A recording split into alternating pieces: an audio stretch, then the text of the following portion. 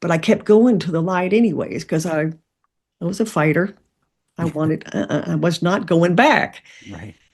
So I got to the end of the where the light was, and there was a man there in white robes and gold and this golden light around him, and it was so bright. And he looked at me and smiled and put his hands on my shoulder, and he said, "You have to go back."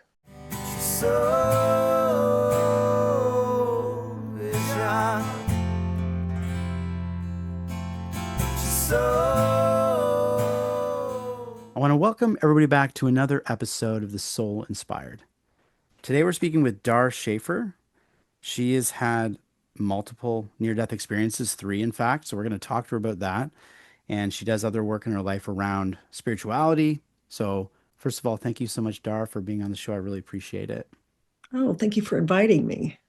We were having a quick little chat beforehand, just kind of giving the ins and outs of the show. And I understand this is the first time you're speaking Hmm. around this. So I really appreciate taking the time, especially on this with the Soul Inspired family. Without going into detail yet, what age were you when you had your first near death experience? I was probably about maybe 18 months old that I can Okay. remember. So interesting that I It's asked all my about that. life. Hmm. Yeah. Because one of the first questions I usually go back to is childhood, because some people are shaped beforehand, then they hit the NDE, and then there's kind of a difference or change. Hmm. Now, if you had an Hmm. NDE in child, like at 18 months old, and wow, you can remember it, that says a lot about it. You know, Yeah. Well, actually, it wasn't an NDD. It was actually, I could see spirits everywhere okay. and had lots of interactions with them. And yeah, I started about 18 months old. Well, let's start with that then, because that talks about your childhood a little bit. So you're 18 months old and you're already seeing spirit and you actually can Hmm. remember these moments. What was that like? Like when around did this happen and what kind of spirits were you seeing?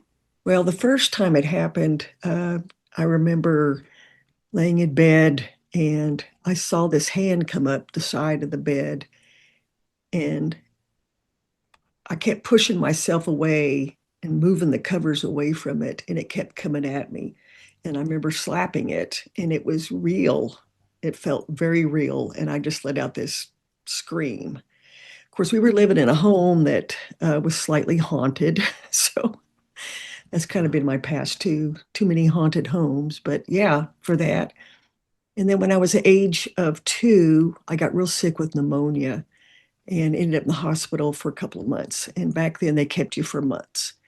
And so I ended up in this children's hospital. It was like in 1959. It was a long time ago. But uh, I remember being stuck there.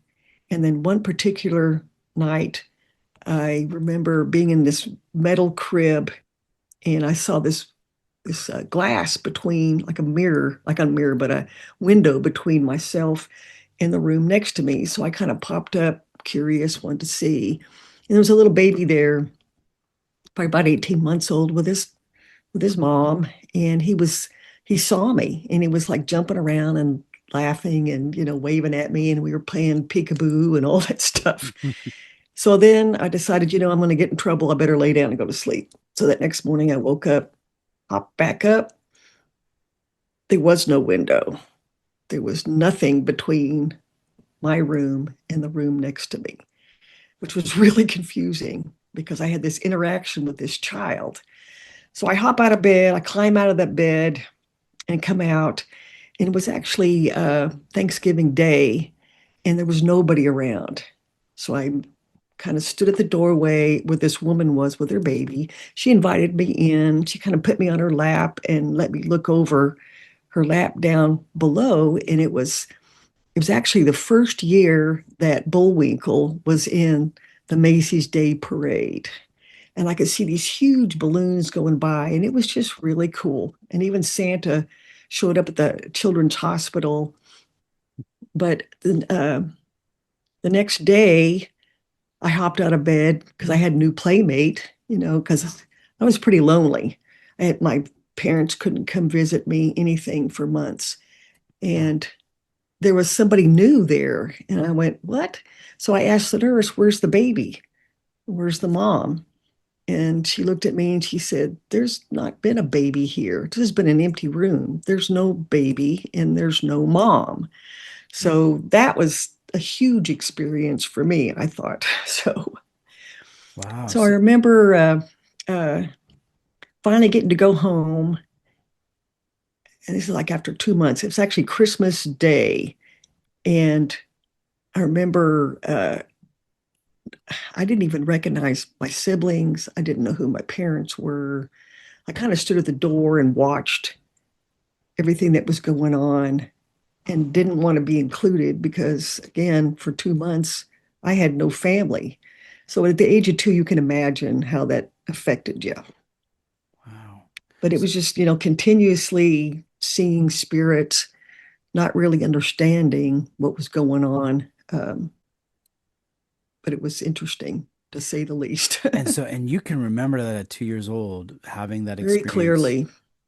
And so I guess before we continue on there, the question I would ask is then, do you believe that when you were seeing that windowed room, that you were in an altered dimension at the time? Like, were you kind of waking in a different dimension to see Maybe. these other Yeah, it beings? had to have been because there was no window. There was actually a framed print above my crib. There was no window. And I know I played with that kid, Wow. peekaboo and all that stuff. And then came around the next day and, you know, played with the kid and saw the parade and all that. And to be told that there was nobody there and there was no window, that was that was pretty crazy. When you were hospitalized, was it an actual was it like pneumonia that you had, or was it like Oh yeah, I infect? had pneumonia. Yeah, Okay. So you were very ill, and you very could have ill. had some evenings there where you weren't here. You were kind of popping out doing different things and coming back. So Right. that's kind of what I'm feeling from just your description and Yeah, it remembering had it to have at been. age 2. That's hard to do to begin That's with. Um, right. have you had to have, hypnosis to recall these memories, or is this just memory that you Uh-uh. have? I Wow. have it clearly. Yeah, Wow. very clearly. It's like it was yesterday. It was that clear. And this is what's remarkable at the end about the NDE experience. So the is that,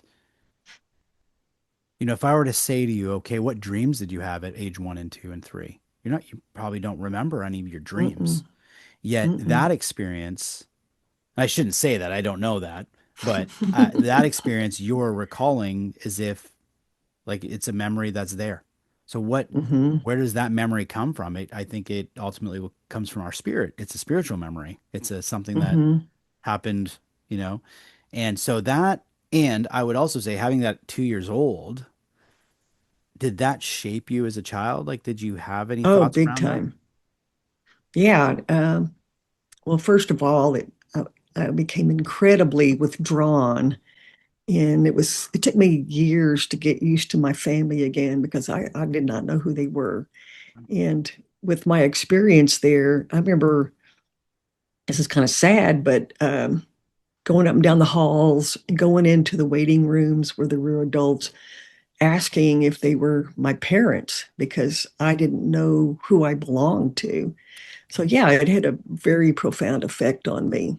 Okay, I do want to say this. This is so interesting because this morning I interviewed someone else who I'll be uh, putting their episode out, and she had had a bout of meningitis that went into her brain, and it completely Mm, engulfed her entire body and her brain. It just went in there, wiped her memory right out. And when she came back, all her memories from childhood were gone, and she felt that she didn't know her family. She felt their energy instead of their actual being, like instead of their physical, she was recognizing their spirit, and mhm, and then she would pick up on all the energies within their bodies and all these things, but she didn't feel like that was her family. Like she was confused by this, and it took even for a long period of time, and that's on another show, but it reminds me of that feeling because you were sick and you had completely these moments. detached. Yeah. Hmm. And so it's Yeah. almost like maybe the memory from birth to two, you're like, okay, that's my family, that's my family. And then you get sick, you go away for a couple months. And yes, that 2 months is a long time to a child. I understand that. Yeah. But possibly at the same time, if you're having spiritual experiences coming and going, coming and going, you're almost getting a reset. A lot of people have NDEs, they come back with this reset because a lot of people have them later in life and they come back and they realize, Hmm. wow, this is not the life I want to be doing. And, they come back, they change jobs, spouses, like Hmm. things happen because they've reset who they actually thought they were. And so my thought Hmm. is maybe at two, you were just getting that, even that young, you had that again. So now here you are reset, not knowing who your family is. That's just my Hmm. interpretation. I could be wrong, but I'm just feeling a little bit of that. Yeah, it Um, kind of makes sense. yeah, yeah. On top of it being that you were away, from your family for so long. Did you Right. eventually get used to your family again and kind of I did. see I more of did. life? Yeah. Yeah. And then, gosh, when I was about 6.5 years old, my dad divorced my mom, and he basically took us from her for the total of 10 years after that, where we had no communication with her. So that was pretty traumatic. And then it became very abusive with he and his new wife. So it was a very tough upbringing. Um, Wow. yeah, very tough. Probably more so for my younger siblings than me because they had to deal with it longer than I did. Okay. So you had, and during those 10 years, you're, you didn't have any near death experiences during that time? No, not until I was 16. Okay. Okay. All right. But that does show that you had a lot of like trauma going on in your life. Let's just put it that Oh, way. big So, time. Big right. time. Yeah. And Big unfortunately, time. that's Yeah. the storyline of a lot of humans. So, Yeah. I don't understand how many more times we have to keep doing that. Hopefully, we're moving in a better direction, but it's kind of the story that kind of happens sometimes. How did you get to the point at 16 where you Okay. had So a we had, near-death experience? yeah. So we moved to Southern California, and I joined the swim team. And in Southern California, they had these big Olympic sized pools, and you actually took swim during the day as one of your classes, like a PE class type thing. So I joined the swim team, and we had finished practice early. And as a reward, she let everybody dive off the diving board and get out, go get dressed, and go to your next class, get ready for your next class. So I was still very shy. I had only been living there for not even a month, I think. So I was pretty shy. I didn't really have any friends, didn't really know anybody. So I was the last one off the board because I didn't want to embarrass myself in front of other people. You know what I mean? So I remember diving off the board, and for some reason, I didn't tuck my chin, and my legs came over, and I compressed my vertebrae in my neck and paralyzed myself from the neck down. And I felt this incredible pain. And uh, then nothing, then like this darkness and this peace. And I started going towards a light, and it was like a tunnel. And in this tunnel was lined with all kinds of people. And you could see their arms reaching out, helping me up in through the tunnel. And this beautiful music. You talked about music earlier, this beautiful music. And so I'm about maybe three-quarters of the way up, and I hear this voice say, "No, you have to go back." And I'm like, "No, I'm not. This is too beautiful. This is so peaceful and beautiful. And I've never felt this much love before in my life." And so suddenly the beautiful music turned into this wailing, like the universe was wrong. And then the people that were helping me up started trying to push me back down, like back down and through the tunnel, out of the tunnel. But I kept going to the light anyways because I was a fighter. I was not going back. Right. So I got to the end of the where the light was, and there was a man there in white robes and gold and this golden light around him, and it was so bright. And he looked at me and smiled and put his hands on my shoulder. And he said, "You have to go back." And I said, "No, I don't want to." He goes, "You have to go back." And then he gently turned me around to look at myself, to push me back into myself. And I'm at the bottom of the pool, kind of where my knees are at the bottom of the pool. And I'm straight up with my hands up, and my eyes were open. And as soon as I looked into my eyes, I gasped and came back in myself. And then the next thing I knew, I felt all these bubbles everywhere around me. And this was a huge pool, too. And I was still paralyzed from the neck down. I couldn't move my arms, my legs, nothing. Suddenly, I was at the side of the pool where the pool rail was, and my arm was around it, holding on until somebody could come get me. And of course, slowly the paralyzed, my legs started feeling again, my arms and all that, but it took a while. But I did not get myself to the side of the pool. It was not me. It was it was incredible. And so it kind of put me in a shock because I couldn't understand what just happened. It was just baffling to me. Wow. So, I recovered from that. And about 2 years later, I had moved out on my own, well, with another girl, and we had a new apartment and we had a party and we invited everybody in our office. So, next thing I know, there's a knock on the door during the party, and there's a guy standing there with a piece of paper that had the invitation on it. And he said, "Is this the party and I've been invited to?" I said, "Yeah, come on in." So we got to talking. He ended up getting my number. And about 2 days later, he gives me a call and he says, "How would you like to go to a lecture in Los Angeles?" And I thought, "Well, I've never done that before. Why not?" So when we got to the lecture and sat down, it ended up being a lecture by Elizabeth Kruger Ross. Have you ever heard of her? I have heard the name. Death and Was Dying. hmm hmm She researched, extensive research on death and dying, and she worked a lot with children. So during this lecture, I am hearing the same stuff that happened to me, and I finally felt like I had an answer. So I was pretty excited. And then on the way home, I was telling him about my experience, and he said that he had actually had a dream that he was invited to a party and that he needed to invite someone to this lecture and that he needed to do all these things in this order. And so he followed his dream completely. And I thought that was pretty interesting. So a hmm couple of days later, I tried to get a hold of him because I had more questions. And I looked at the company directory. He didn't exist. So I went to the area that he was supposed to be working. They never heard of him before. They didn't know who he Wow. was. So I don't know.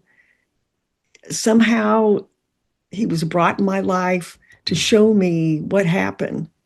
And I've never found him after that, ever. Wow. He said that he felt like he did his job, is what he said, that he felt like he did hmm what he was supposed to do, and then A he disappeared. AKA an angel on earth.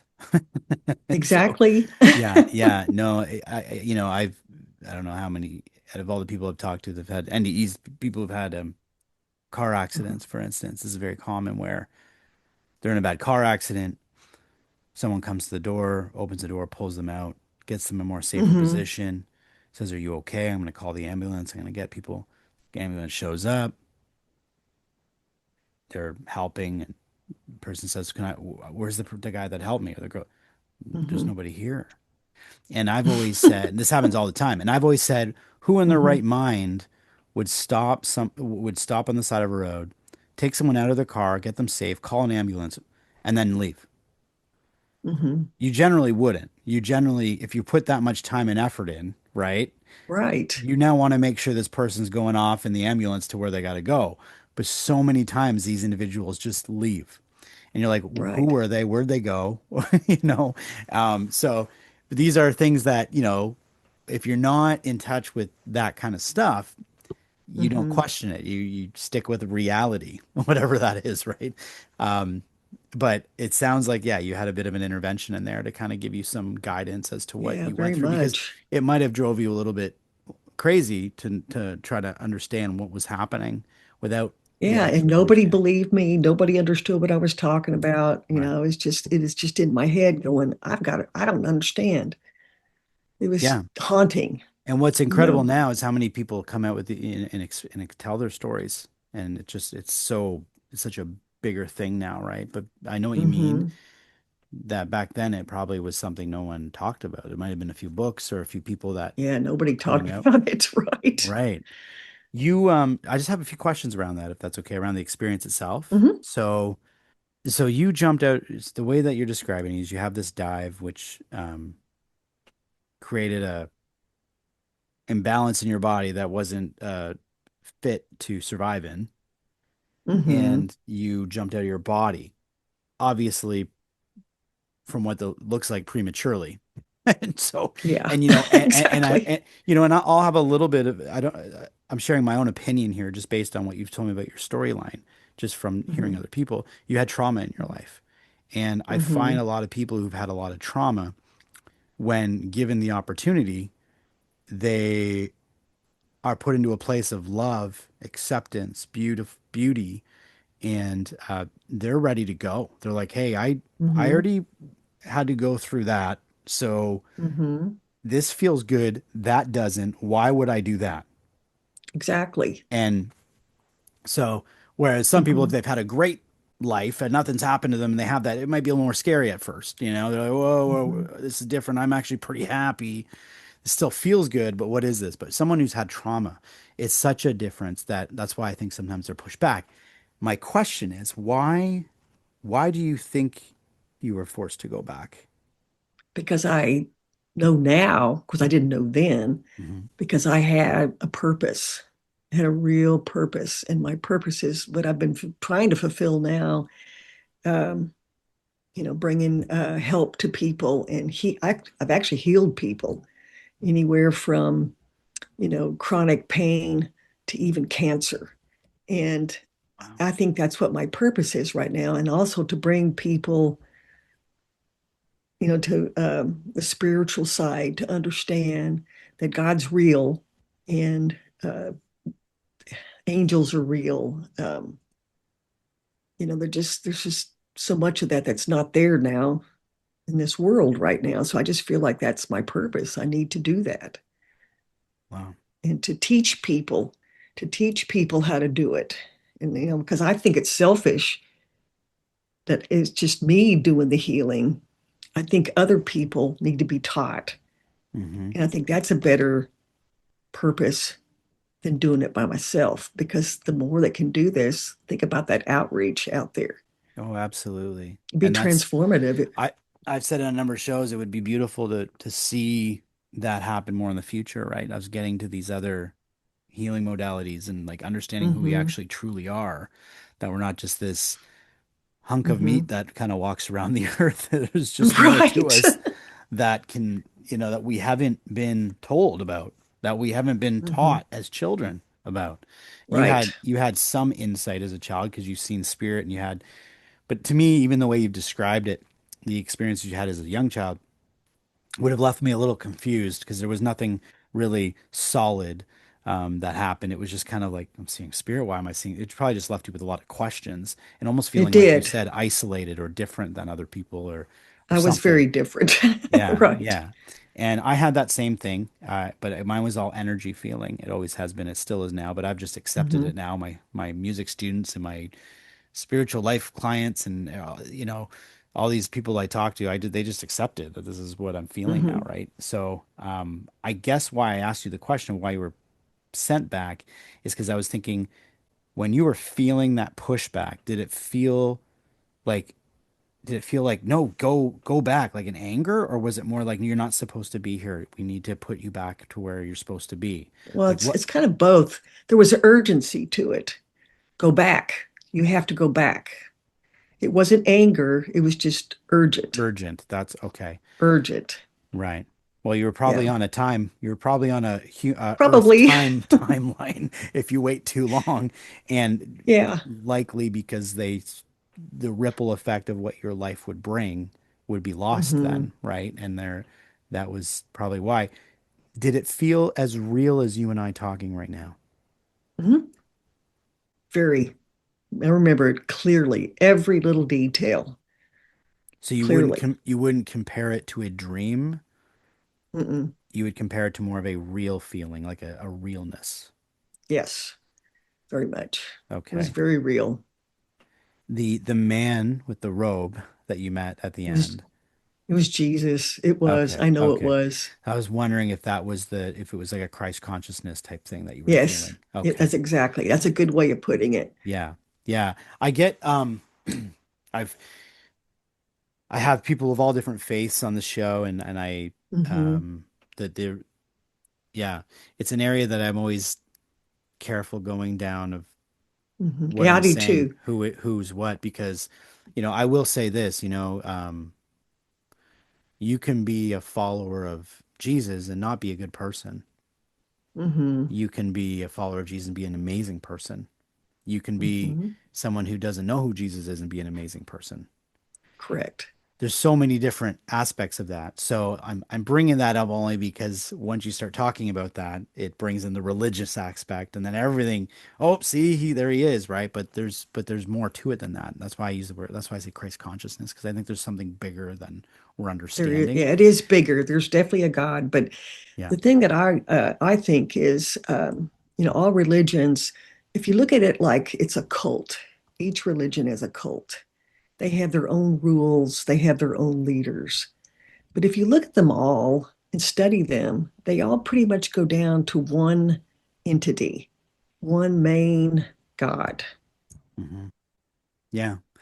I've said that when I was asked when I was younger, what's your religious background? I mean, I'm Catholic. I got baptized in my 20s just because it felt right at the time. But that Mhm, wasn't it. I always said we're all one. That's all I'd say. mhm. It's We are. we're all going after the same thing. It's the same. It's just different Mhm. labels and words, and and it's important. Did he feel, was he nice? Oh, very. Oh my gosh. Oh my gosh. I'm telling you, it was so much love. I just, wow. Hmm. It was amazing. That's why I didn't want to go back. Right. It was beautiful. Was it when you came to the end and you met up with him, um, that you felt safe enough to go back? Was that what you needed? Do you believe Well, I that's what? think the urgency that he turned me around to look at myself and the urgency, and then me looking in my own eyes, Hmm. uh, just sucked me back in. It was just amazing. You were seeing yourself from above? From the side, and just sucked myself back in. So dimensionally in different side to side, like you were in two Yes, different places. two Okay. different places. Yes. Yeah. Yeah. Okay, that makes sense. Okay. The more I talk to people, I get more of a description of kind of what it feels like over there. So people will say Hmm. to me things like, I'm like, well, could you see the way you see here? And they're like, better. I could see everything Better. all at the same time. And I'm like, well, what do you mean? What, did you have eyeballs? Nope. But I could still see. I could witness. Everything was awareness of everything. And Everything. It's like a 360-degree awareness of everything around you all at once. That's right. what it feels like. And you can recall that feeling, and right to this day, you Oh, can yes. sense it. Wow. Hmm.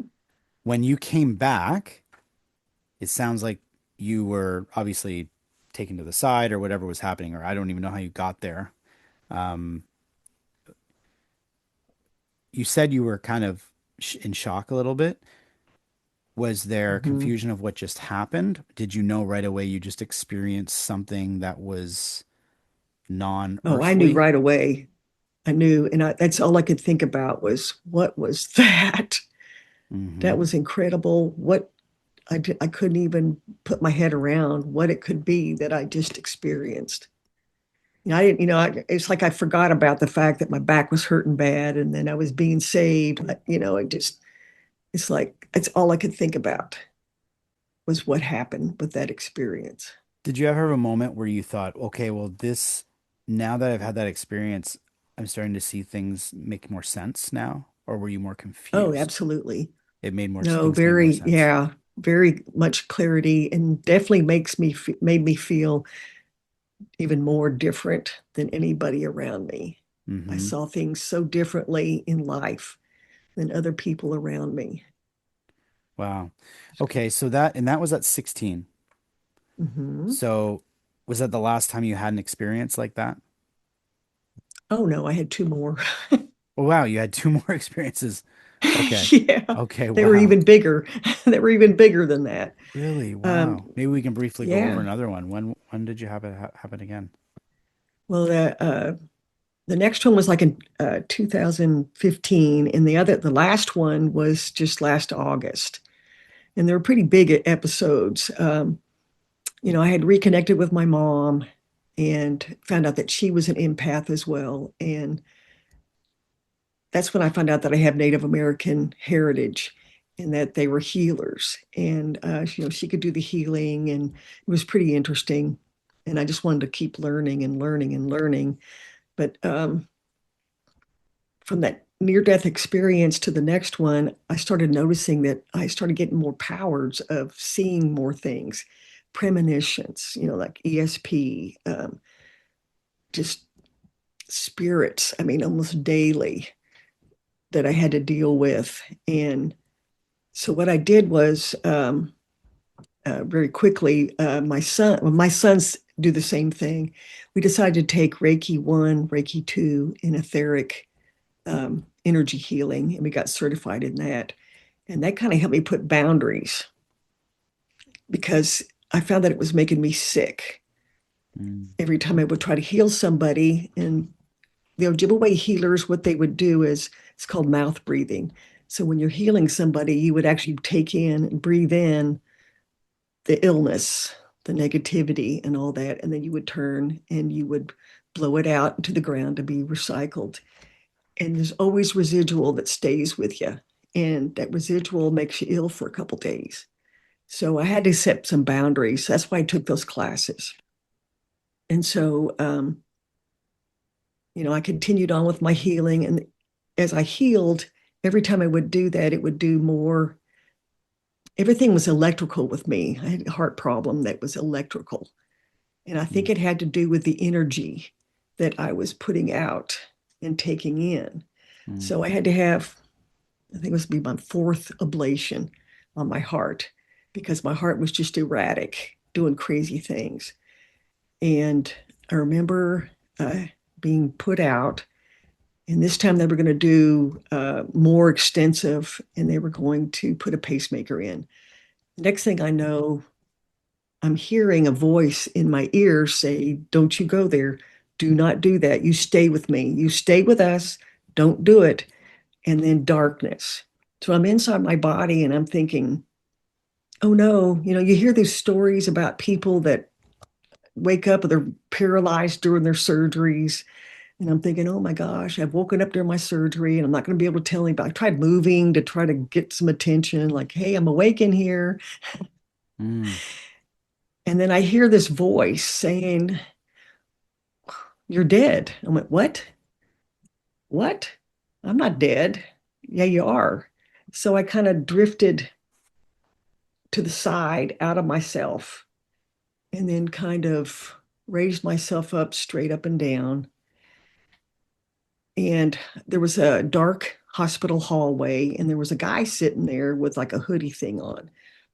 And he kind of stood up and was talking to me. And, it's not with your mouth, it's telepathically. hmm. And I could see 360 degrees around me. And I wasn't using my hands or my legs or anything. I was kind of floating there.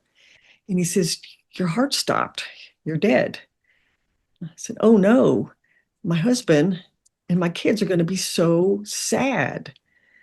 And I remember seeing my husband sitting in the waiting room and he was looking at his phone. And so I instantly was beside him. I remember putting my hand on him and then kind of swirling around him. And then I came back in to the room, into the operating room, and I looked at myself laying on the operating table. And then I turned to the guy. I says, no. He goes, it's time to go. You have to go. And I said, no, I am not ready. I can't do this. And I looked at myself again and I said, well, how do I get back in my body? And he said, you'll figure it out. And I could tell that he was irritated because I think his job was to go ahead and start moving me up. And I wasn't Wow. ready. And so I looked at myself for a while and then I laid back where I was parallel again and I came back inside my body and then darkness. And so the interesting thing is the doctor, when he came out, he told my husband that I had went to cardiac arrest. And of course, he collapsed because he thought, oh my God, I was gone. And he goes, oh, no, no, we got her back. And he acted really excited. He goes, but I've something really weird happened, something I've never seen before, ever in all my years of surgery.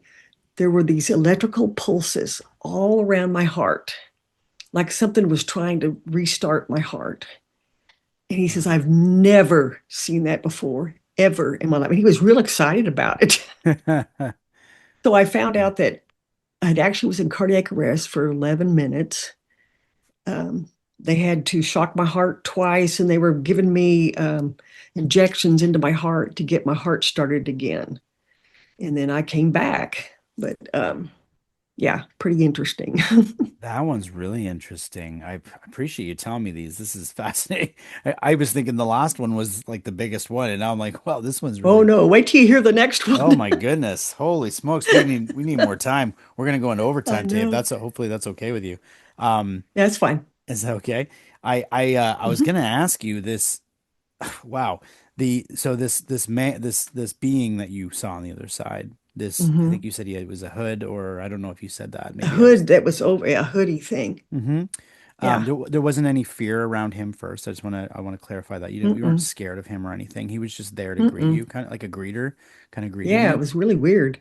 Okay. Hmm. And then once I mean to laugh, but I'm really visual. So like when people explain things to me, I can see it. Like I'm very visual. That's Hmm. why I'm good at people when I've had some hypnotherapy done and it's crazy. I can see things like they're happening. So you're immediately realizing, well, I'm dead. And there's kind of I picked up kind of a panic in you, like, oh, I'm okay. Hmm. Like, I don't want to do that yet. Like, I've already, and I think partially, well, you've already done this before. This isn't your first rodeo. Hmm. So you've done this Hmm. before. So now you're like, no, no, no, Hmm. I'm not ready to go yet. So you're still thinking kind of like human like because you're kind of still attached. That's the way I'm feeling it. Hmm. So now you're Hmm. going back and now you're kind of a ghost and you're looking at your body and going, Kate, need to get back in there.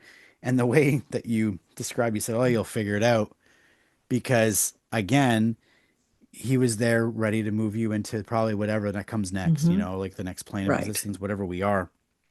Hmm. And what that tells me too is and that was in 2015.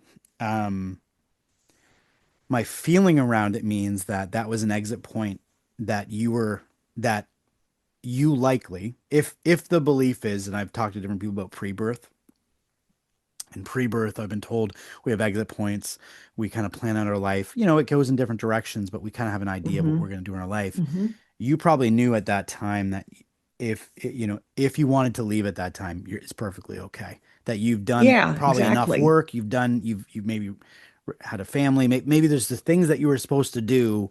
You were you were okay with leaving at that. So the departure was set, Right. but you changed the plan a little bit. A little bit. Because we have that option, I think. I really truly do believe that. So, especially if there's going to be more impact, right? So you're changing the plan because you want to make more impact. And so this Hmm. being is like, oh, here we go. Okay, another one that's sticking around longer. Okay, I'll Exactly. meet you later. That's Yeah, the he was feeling I not get around it. happy. Yeah, yeah, and probably not like angry, like not gonna like, Right. but kind of like, okay, well, you're being a little stubborn. You go ahead and do that, and we'll try this again when it's time. Was that kind of the Hmm. feeling? Okay, Yes. okay, and so And then you get back in the body and you're back into the darkness. And then, so you come back, you come to, and you obviously survive this surgery or Hmm. whatnot, or whatever, not surgery, but the Yeah, it cardiac was arrest. surgery. It Yeah. was surgery. Okay. Yeah. So you survive that.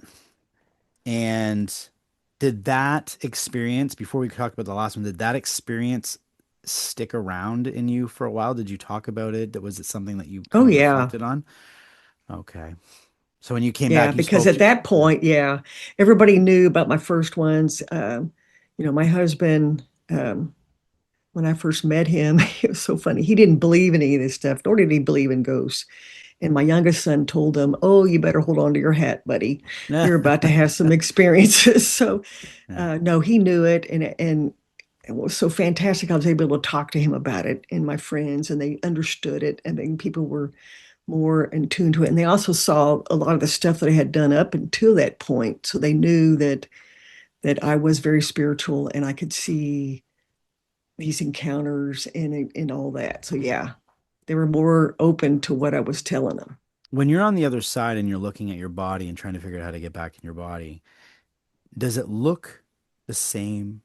Like you're looking at a screen, you're looking at, if you look at your table or whatever you're looking at, does everything look the same or is there a different look about it? I know that might be hard to remember, but is there a No, different? no, it's not hard to remember at all. Okay. I actually, everything was kind of like a dimly lit area. And so when they do heart ablations, the room is very dim Hmm. because they've got all this stuff around you where they could actually track the heart and you could see everything inside you. It's really weird looking on these screens. So it was a dark room. So I was laying there and I looked completely normal laying there. I mean, but it didn't scare me, which was I thought was kind of weird. But it didn't even scare me to look at myself. Right. It's yeah. Yeah, no, it's fascinating because it means that you were able to travel around your body and around Mm-hmm. when you weren't physically here. I think a lot of us, when we lose someone, we have these high hopes that our family are with us still, you Mm-hmm. know, and, but in saying that, you were obviously with a being who was trying to help you to the next space, to the next Correct. place. So Mm-hmm. I've always tried to come to this understanding of, for instance, a near and dear person to me was my grandmother. And I've always felt like she would stick around. I don't know how. I don't know how that would be possible because I also feel like she would go on and do something else, right? Whether it's another incarnation, Mm-hmm. whether it's whatever happens. And I'm always thinking to myself, and I'm being real here for the soul inspired audience for a second because I want to, other people probably feel this. When we lose someone we Mm-hmm. love, we want to have that feeling that they're still with us, right? That they're Mm-hmm. still a part of our life. Mm-hmm. So I'm always feeling as if she is still part of my life. She's still She around still me. checks on you. She And still checks on you. okay. And that's what and I feel that though. Like it's like I'm not, because I'm like, is that just wishful thinking? But as soon as I think that to myself, it's almost like, hey, knock it off. Like it's Yeah, happening. no, it's real. It's Yeah. real. Yeah. They do come back. Yeah. So they can kind They of do come in and visit. out of that wherever you were to go next. If you, let's say you Mm-hmm. had traveled and left and went to wherever, but you were, I Mm-hmm. think I just saw an orb fly by my screen. That was really You did. strange. You did. Wow. I've, It's that's, your I'll grandmother. have to catch that one. That was wild. Whew. So that just threw me off a little bit. Sorry. But if you had left and you wanted to come Mm-hmm. back to see your husband because you were like Mm-hmm. feeling bad that you had moved on and knowing that he Mm-hmm. might have struggled for a while, your belief is that you would have had the ability of doing that just to keep an eye on him. Absolutely. Okay. Absolutely. And actually, I mean, I've worked with people that have lost loved ones, and I can see their loved ones, and they will ask questions, and then the loved ones would tell me things to make sure, that they understood that that really was their loved one, things that I have no knowledge of knowing. And they do come back and talk to them. Now, they're not going to be there every day because, time is different. What I found, you know, for that 11 minutes of being in cardiac arrest, that was like a minute, a second for me. And it was 11 minutes in reality. Your time's different. Yeah. So they're going to run off and do their things because there's lots to do, but they do come back periodically and check on you, Wow. especially when you're in danger or you're in a bad spot and they want to come back and console you and give you some advice. Hmm. They do. That's beautiful. It's amazing to think about, but it's at the same time, you come back here and now did you have a lot of you've told me you or mentioned that you do energy healing and the Hmm. work you're doing, the Reiki and all this stuff. Hmm. I don't know when the next because you said it was just more recent, the latest Yeah, in near-death August. experience. Oh, it's just in August. Hmm. Wow, that is really recent. And when you came back, did you start diving into that more, into the healing and the Oh, it was energy more work? intense. What I Mhm. found is my energy became so intense that I mean, I'd wake up in the middle of the night and the covers would be bright light, and I'd look down at my hand. My left hand's the one that has the most energy, and there'd be a ball of bluish white light sitting in my hand Mm. when I woke up. Like what? Okay, and then my healing got really intense, where I could work on people that were extremely ill, like when they had cancer. I mean, I've helped this one woman. She had almost stage 4 ovarian cancer, and she had had surgery, and they left a lot of the cancer in because they couldn't get it all out. And so myself and another friend, we got together and we laid hands on her. She hadn't been able to eat. Um, she had lost so much weight. She just was not doing very well, and there was still cancer. So the two of us got together and did one of my healings, and she's cancer free. Even to this day. She's not just in remission. When she went back, there's no evidence the cancer's gone that they left, Wow. totally gone. And then when when I do Mm. this, a lot of times people actually see angel wings and see flap. She saw flapping angel wings, and sometimes you see a departed loved one. Um, but I remember she hadn't eat. She couldn't eat, and we had a table of with some munchies on it. She reaches when she was all done. She sat up because it takes them a little while to sit up because they're kind of out of it. She grabbed the plate and she just started scarfing it down. And Wow. she's never had a problem since. That's And amazing. Wow. I've had all kinds of experiences like that. And this is what I mean about the our existence, us getting stronger in these skill sets as we evolve as Hmm. humans. It's the next Exactly. stage that is necessary because we've Correct. we've watched illness. We it's not necessary. These things aren't Hmm. necessary, and it's not Hmm. something. And yes, we have our times, we have our exit Hmm. points, um, but I really don't truly believe we're all here to be in severe pain and to go through some of the things that we go through. Yeah, I don't think so I either. think we could come here and have a beautiful life, and then when it's time to go, we go. Hmm. I also believe I have a very all kinds of beliefs. I believe there's probably other existences out there, like entities that have lived much longer than us, and when they decide to go, they can Hmm. just flip a switch. They just go to the next, it's not, it's time because they're more Hmm. aware of the that other side. See, Hmm. we have so much amnesia here of what that is that we get caught Exactly. up in this physical and we can't seem to grasp that we're more than that. I think once we really grasp that, it's going to change everything Yeah, and for that's what I think humans. one of my purposes is to help teach people that, because there's a lot more out there. There really is. And I must say that I'm a channel. I look at myself as a channel. This energy comes in through me. It's not something that I do. It's something that comes in through me, Mhm. and then I can bring it to that person. But it's kind of eye-opening, and I think it's teaching people that there's more to life than the mundane. Go to the doctor, take pills, whatever. You can be healed. There is, there's a God. There is. And I've seen angels. Oh my gosh, the angels. I usually have to ask permission on a lot of patients. can I heal them? And there are times that they've actually said no, that there's nothing you can do and it's their time to go. And so I'm not allowed to do it. But yeah, I mean, Wow. this is a lot of responsibility.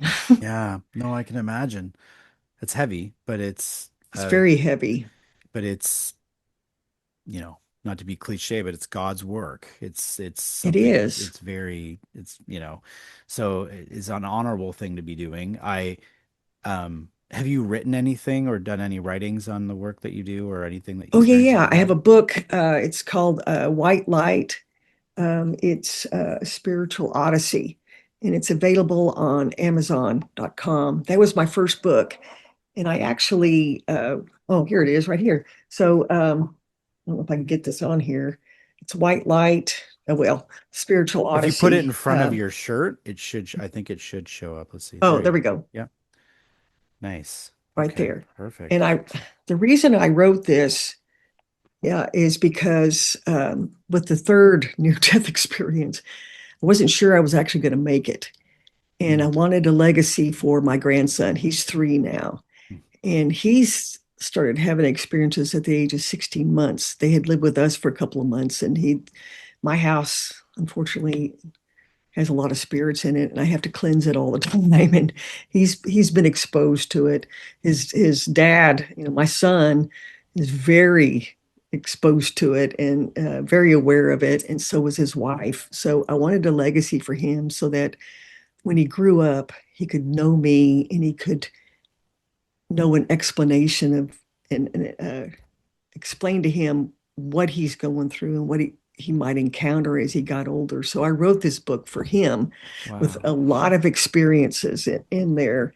And yeah, it's a kind of an overwhelming book. I have a lot of people that have read it and they said that they have to put it down and they cry because it's pretty emotional. It's a very emotional Well, now spiritual book. now I'm intrigued. So I'll be checking. I'll be checking it out myself. It's just called White Light, White Light, a Spiritual Odyssey. Spiritual Odyssey. That's beautiful. And so, did you write that before? After that was before this current NDE that you've had. Yeah, it was before. So what I did was I found out in May, all right, 2024, I had like 5 different surgeries. I had knee replacements, both hips done. And then I have a pacemaker, but it was recalled. I had to have emergency surgery to get that replaced. And so in May of this year, I found out that I had to have open heart surgery. Okay. And yeah, and so I wasn't sure. I thought, the old saying, third time's a charm. I Mm, thought this is probably going to be it. And so that's why I started writing it. My surgery wasn't exactly until August because I had to do all these tests. They had to map out the heart and do all this stuff before they went in. But that meant that I was going to be put on a heart lung machine, which meant they stopped your heart. And I remembered what happened the last time, cardiac arrest. I thought, I'm just probably not going to make this. So I wrote this book just in case. And so, but actually, the last chapter, uh, I didn't quite finish it, but the last chapter is what I had actually experienced this past August after the heart surgery or during the surgery and afterwards. I added that to this because obviously I survived. hmm. But I wasn't sure. I wasn't sure. It was it was pretty scary. So you want to hear about it? Yes, please. Yeah, absolutely. Okay. Yeah. So um I went into surgery. Actually, 2 weeks before that, there was a young lady, her name was Tennille, that I had been working with to help her learn how to heal. I had given her instructions on how to do it. We've been practicing it. We've had a lot of stuff the last 2 years on how to work it and all that. I'm trying to get her up to where I am. So I contacted her and I said, "Hey, I'm getting ready to have this surgery in 2 weeks, and it's going to be this day. Would you mind connecting with me during the surgery to make sure that I'm safe and, bring the white light and for protection?" She said, "I'll do that." Surgery day came, and being a busy mom, she kind of forgot about it, but was kind of coincidence, I guess, is that her car broke down that morning. So she had to take the car in. She ended up working at home after all. And she was standing by the kitchen sink and she felt me next to her. And usually when people need help, I hear three knocks. There's like three knocks. And then that's what she hears too. So she heard the three knocks and then she felt me next to her and she went, "Oh my gosh, I forgot." So she got herself all together with her anointing oils and, her Bible um, and the holy water and all that. And she started meditating like I had taught her. Next thing I know, I am standing up and I'm on the operating table, and this white light, the entire white light was coming from that entire operating table going straight up. And it was roaring. It was so loud. And I could see the back of me, and I was in a white gown. And I put my hands up like this, and I was just admiring how you could see the light come through the fingers. I was like, whoa, this is crazy. This is amazing. And Wow. then I looked at the corner, and there was Tennille. She was she was looking over the operating room where I was. And what she said and in my book, it explains even more about this. What she saw was my angelic like essence there. And so we met up together, looking down at me as they were operating. And it seemed like the surgeon was having a little bit of trouble on the right side of the heart, kind of moving things to get things done. And so I guided her to move that part of the heart over. And right there is the main vein that comes across your heart, and they have to detach it before they actually slice into the heart to get in there to fix my mitral valve and all the other stuff that had to be fixed. So he was having trouble with that, and that's why I needed her help. And then she said that, of course, I smiled at her, and then I kind of went back into my earthly self. She was amazed because there were angels all around looking down, and they were like cheering and clapping as she wrapped white light around me. And that's what you do, you wrap this white light around. Not only does it start healing then, but it continues until like for a week or so. This white light just continues protecting like a cocoon on you. But these angels were cheering and putting even more white light into me, which was amazing. Wow. And she said that when she came out of it, she was crying because she couldn't believe how powerful I was, and how my teachings have helped her. And so then I remember well, I was in the ICU for like 8 days. And I remember waking up. Every time I would wake up, I would see all this white light around me and it coming into my chest. And I knew right then that she had done her job and that other people were praying for me. So if you ever wonder if your prayers work, they Mm. do. You can actually, when people are in critical condition, like I was, and even you ask ministers, they'll say the same thing. They usually, when you open your eyes, you see this white light just everywhere and coming inside you. And yeah, it worked. And uh, she was a good student. So I was really happy that she was there. But it took her about a month to pull herself together to even write her side of the experience. I know what I saw. And so Mm. I kind of combined it in this book, um, because it was pretty powerful. Wow, that's amazing. So she's doing the healing Yes, and you're going through the operation and you're witnessing what the healing is doing from the other side. You're correct. seeing the effects of the healing energy Hmm. from Hmm. a non-physical place. So you're in the you're able to still see the physical around you, the 3D, because you said you saw the body, you saw the heart or the Hmm. the areas. Hmm. um, but you're also seeing the healing Hmm. procedure.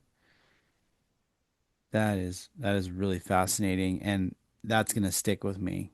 That one's gonna stick with me, just because you're Probably. because I've heard of healings happening, but not from the other side. Like not the person witnessing it from the other side, explaining it. This is one of the Hmm. first times Hmm. I've heard of that, and I've studied a lot of near-death experiences. I've had I've had many people who've witnessed the prayers of other people. Absolutely. They're all of a sudden they're noticing their prayers, and they feel the energy.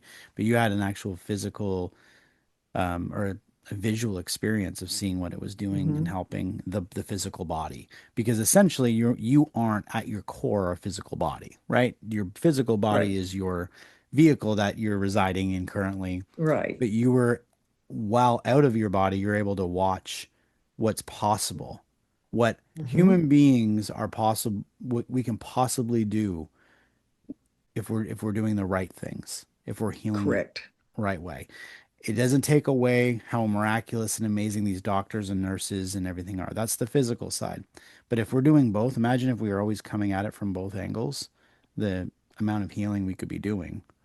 Because That's my purpose. I really feel like, especially Mhm, after this last event, I mean, I did a lot of thinking, and that's my purpose. I need to show people how to do that more than one person, because it's just not right just to be me, here, I'll heal you, whatever. No, you got to get more people involved. And I think the more people involved and that would hang on to their gift and mhm, learn their gift, I think we'd all be a lot better off.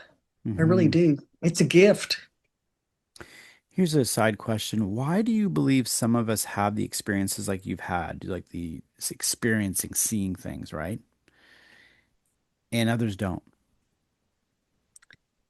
I guess maybe because my mind's more open. There's a lot of people, like my niece, for example. She has the ability, but you could turn it off. And people get Hmm. so rigid in their world, they turn it off. Yeah. And they do. Even my son, my oldest son, he's had, oh my gosh, my poor kids growing up, the stuff they've seen and experienced. Hmm. But in his 20s, he finally had enough and he shut it off. So I think you can physically shut that off. I think everybody has the ability to do it, but sometimes the brain gets in the way, the mental thoughts get in the way and Hmm. prevent you from going there. I just, I know a few people who've had even open heart surgery. The heart came right out, put on a machine, heart comes back in.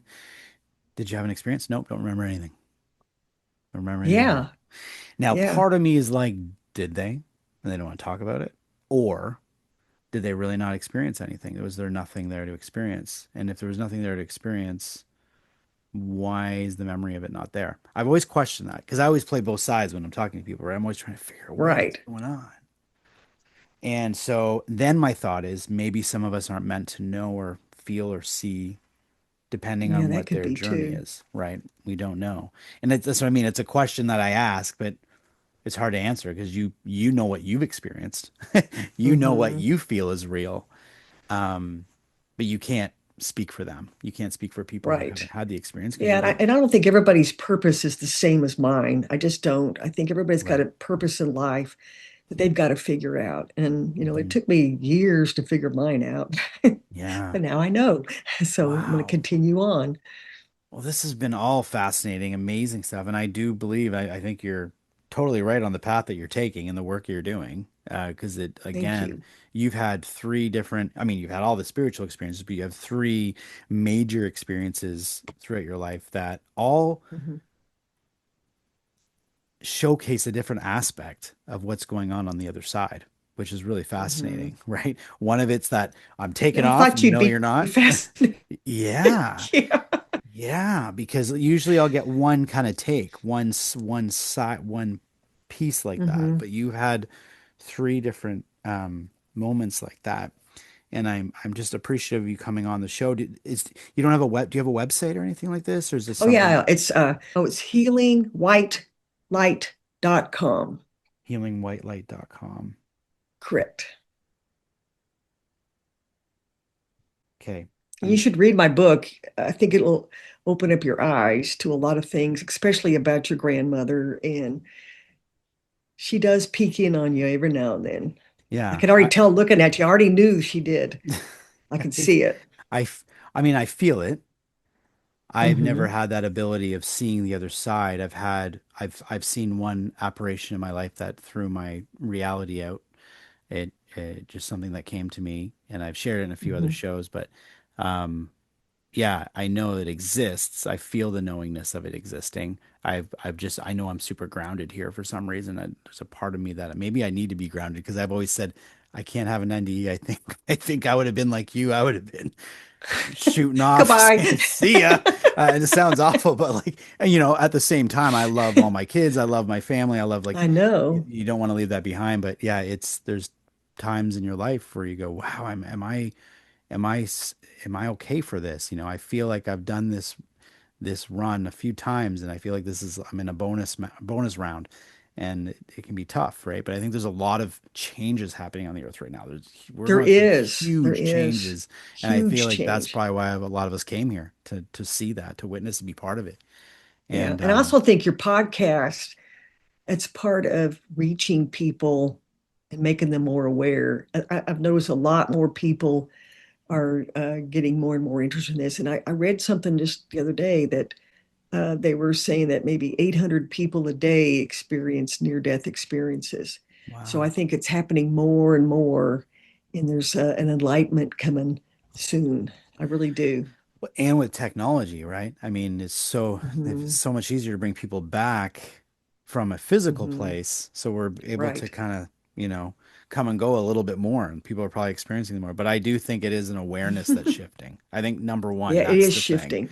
I mean, even when you talk about all the other stuff out there, I mean, I don't go down the UFO play. Like, there's stuff that we Right. are starting to realize there's more going on, right? And Hmm. but it starts with being open-minded. You don't have to It believe everything does. you hear. And in fact, I don't tell everybody to believe everything you feel. What do you feel? Just what do you feel? What feels right? If it doesn't feel right, Hmm. I think that's the first thing. But your website, healingwhitelight.com. I wanted to mention this before I ask you the last question here. At growing up, whenever I'd be going through something tough, if I'd be going Hmm. through an ailment or something in my life needed to change or something was off, like alignment fell off or something. I don't know where I got this from, but before going to sleep, I would say a little prayer and I would say, please protect me with the whitest light. Put the whitest light around me and Hmm. hold me there and just keep that space for me and I'll be okay. And I have no That's your idea. cocoon. Yeah, and I That's would your do that cocoon. all the time automatically with, and then I wouldn't think much on it and then those things would kind of go away. I'd kind of move on my merry way. And I Hmm. wouldn't sit there and say, "Oh, thank goodness I asked for the white light." But it was just within me. And so when Hmm. you talk about healing white light, I'm like maybe I was actually doing something. Maybe when I do that, I am actually creating some type of protection that Yeah, I imagined, but is it real? Like, I mean, you know what I mean? It's something. it is So real. I know, yeah, Yeah. So, I yeah. mean, I feel like you're an empath too. So Oh, that's yes, probably why big you time. brought the white light Yeah. to yourself. Oh, I see. As a Hmm. protective layer. Okay. Hmm. Right. Wow. This has been an amazing conversation. I ask everyone this question in my end of every episode. So if you know my show, I'm going to ask you this question, but this is a place that can be difficult and you've seen the other side. You've Hmm. witnessed and felt the other side. So if we're over there and it feels as good as you were feeling, you know, you did obviously come back, but why do we choose in the beginning? I'm going to ask it like this. The incarnation process. Why would we come here to put ourselves through the earth experience? Like, what is the main feeling you have around that? Well, maybe we have uh, some things to clear out of our soul, Mm. and that you keep coming back, and each time you got to go through something that you didn't deal well with before, and it's got to be cleansed out. The whole idea is to become more pure, I think. In essence, the more times we do it, we become more of a pure soul. Exactly. Yeah, I mean, I know you've had to heard of this. You're an old soul, a Hmm. young soul. Hmm. Yeah, Okay, I I'm an see. old soul.